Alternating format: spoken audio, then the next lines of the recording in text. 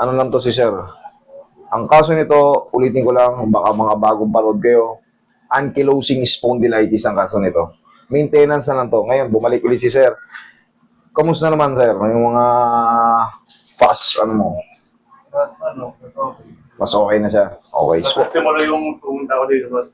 Pakakaroon ng pagano, pa okay na pa okay. Okay. Ano nga, ipapaalala ko lang yung kaso nito, ankylosing spondylitis.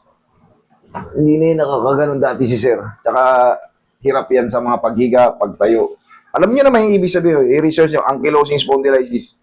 Tumitigas yung spine niya, nasisira yung ano. Pero so far, ano na to si Sir? Mabilis na kumilos. Ano lang to, maintenance. Pinababalik-balik ko lang to si Sir pagka trip niya. Pagka ganon lang. Basta pagka gusto niya na. Pagka hindi sila busy, ayan, punta. Pag busy, tuloy-tuloy lang ano. Basta yung tinuro ko pa rin sa Sir, kung may pagkakataong makakapag ano kayo, yung hot spring. Kasi ang hot spring, siyempre buong katawan ng lub-lub sa'yo. Okay? Yun lang. Paulit-ulit lang ang sistema. At least hindi ka nalumpo. Relax lang. Dumarami na yung ano.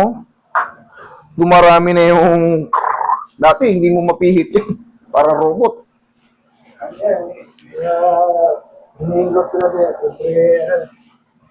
O tama tayo, yung tinuturo ko kasi yun yung pinaka ano, help nyo sa kanya kasi higa kang matagilid. Maintenance lang yun. Parang haplos lang ng pagmamahal para lumalambot yung mga ano.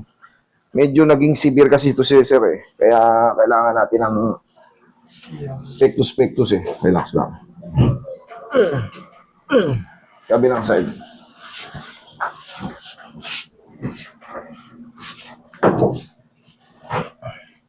Straight itong nasa ilalim. Yan.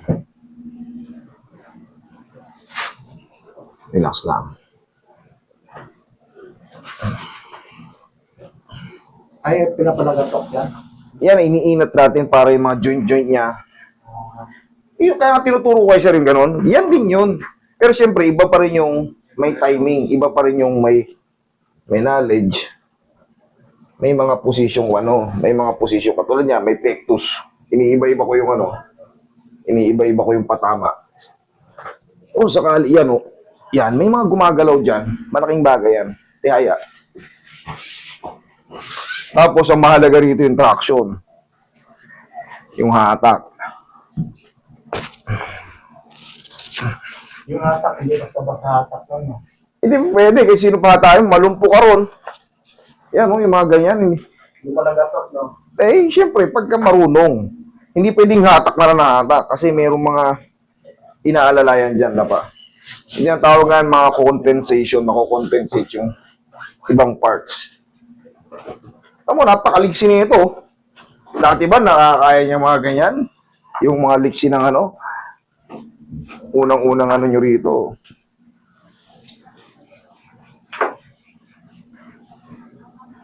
Tsaka hindi, kahit kapain mo, Sir, hindi na yung parang bato noon. Sa tulong mo yan, dahil yung binilin ko sa'yo, no? Kahit pa paano, malambot na siya, hindi na yung parang tabla. Parang may tabla siya sa likod. Parang, hindi mo talaga kahit pa paano, hindi mo madiin. Di ba? Yung muscle niya, grabe. Pero, sinunod mo yung ano ko eh. Sinunod mo yung bilin ko sa'yo eh, kahit pa paano. Sa loob ng mga ganitong araw, massage din.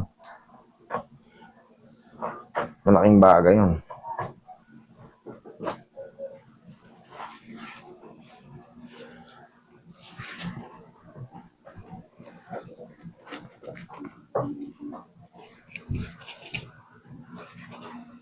Relax lang.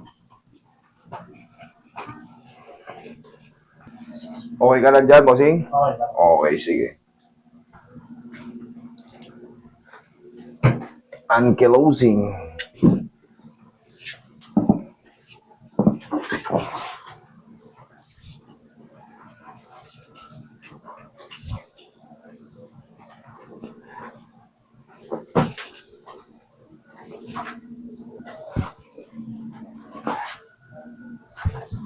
Tsaka yung dun niya, kahit pa paano smooth na, hindi to niya. Oh. Hindi na katulad nun na para ka may nahaplos na tabla.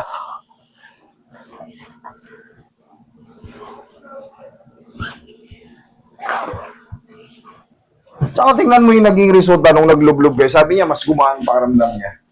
Oo, halos. Siya na lang siya. Halos kalahating gabi eh. Ano kasi yun, may self, ano yun, may self-healing yung ano. May self-healing yun, yung mga taong to.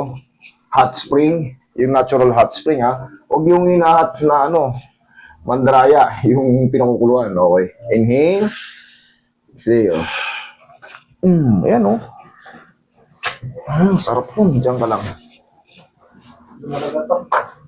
Kahit pa paano, medyo dumami na yung mga tumutunog. Mas maraming tumutunog, mas lumuluwag kasi para siya tumba-tumba nun kung ano eh. Ang tigas eh. Tsaka nakaganon na yan si sir. Parang ano na nun. Pero kahit pa paano, yung latag mo na ganyan, walang masakit. Oh, thank you. Ngayon, kuya niya, oh, tuwid ka na. Kaysa dati nakaganon siya eh. Tapos nakaganon lumingon oh. Siyempre, dahil nga sa tigas. Sa tigas. Okay, nasisira. Ang ankylosing spondylitis, very serious case yan. Nasisira yung tinatawag nating mga annulus. Nawawala ng sustansya. Ngayon, pag nawala ng sustansya yon, talagang kukupising ka nun. Okay, upo. Okay lang ba yung Alis. Alin po? magpa-massage after one week, balik ako dito. Okay lang ba yan? Okay lang yung massage. Yung- Basta sinabi ko sa'yo, yung tinuro, yan o, yung mga ganyan-ganyan lang. Huwag nang didiinan kasi wala nang ano yan. Kung relaxation lang. Okay lang yun, sir. Walang problema. Basta relaxation massage lang. Huwag nyo na po akong i-full stretch. Huwag nyo na akong i-full stretch. Kasi hapit yan. Baka hindi nila naiintindihan yung kaso mo. Magkaroon ng mga hyperextend yung mga ligaments mo, ang tendons. Mapilay ka ng lalo. Magkakaiba kami ng knowledge about dito. Hanggat maaari. Kasi ako, syempre, bago ko na ganyan, dumadapa rin ako dyan. Nagtitesting din ako. Sobrang stretch. Kahit hindi ka naman stretchable yung katawan mo, pinipili stretch yan kasi sinusunod. Meron kasi nga yan, pattern. Yung iba kasi sinusunod yung pattern kahit hindi naman, Turbo sa katawan. yes, kung compact. Hindi naman tugma sa katawan. Ang tigas, construction worker, ang tigas talaga ng katawan, pinipilit stretch yan. Huwag nyo ipilit kasi nga, mararapture yung mga soft tissue ng mga ano natin. Hanggat maaari, obserbahan nyo muna. Kung hindi naman kailangan palagutukin, huwag na. Huwag nyo ipilit. Nagkakaroon ng ibang epekto sa ano pag-uwi ng pasyente.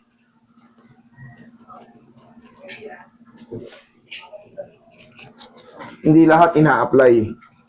Kailangan marunong ka rin kumapa ng mga ano, joint niya, kung talagang yung mga muscle niya. Okay? Oh. Maintenance.